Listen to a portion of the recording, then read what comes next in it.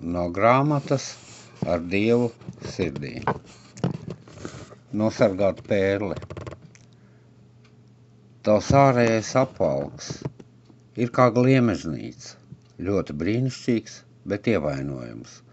Apvalks sargā pērli, kas tevī, pērli tīru, dzidru, skaistu, neskartu. Šo pērli tev ir izdevies saglabāt sevī aiz nepieejamās ārienes, rūpīgi sargājot. Tavos lūpu kaktiņos ir ievilkušās skarbas rielas, sejā parādījušies cieti vaipsti, kas atmaigs tikai, kad mīl no sirds vai sirsnīgi smaidi, brīvi un atklāti. Pērli tevī sāk brīvi runāt. Tu esi dzīves vētra plosīt un cits sāpināt, tomēr pērli krūtīs saglabājusies neskarta. Tā tikai ir augusi, augot kļuvusi lielāka, skaistāka, jo tikai ievainotā gliemežnīcā izauga viskaistākās pērles.